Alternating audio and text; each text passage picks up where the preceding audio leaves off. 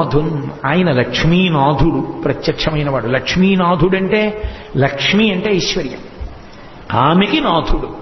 కాబట్టి ఇప్పుడు ఆయన ఏమి ఇవ్వలేడు, ఏమైనా ఇస్తాడు. ఇప్పుడు ఆయనే ప్రత్యక్షం అయ్యాడంటే అర్థం ఏమిటి? అతిథి కోరిక తీరిపోతుంది. తీరా అడిగిన తర్వాత అలా అంటావా, కష్టమేమో. అలా అనవలసిన అవసరం ఉన్నవాడు కాడు ఆయన. మాధవుడు, మాధవుడు మా అంటే లక్ష్మీధవుడు అంటే భర్త, లక్ష్మీనాథుడు అయిన. కాబట్టి ఆయన ఏమి ఇవ్వలేడు, ఏమైనా ఇవ్వగలడు. ఉన్నవాడు అందరూ ఇవ్వగలరా? ఇవ్వలేరు. ఉన్నవాడయి దయ ఉన్నవాడు, అందుకని ఇవ్వగలడు. అందుకని అవతారంగా వచ్చాడు. అది అవతారంగా రావడంలో ఉన్నటువంటి ప్రజ్ఞ. ఎందుకు వచ్చాడు అంటే ఇవ్వడానికి వచ్చాడు. ఇవ్వడానికి రావడానికి కారణం 15 రోజులు వ్రతం చేస్తే వచ్చి ఇచ్చేస్తారా దేవలోకాలు?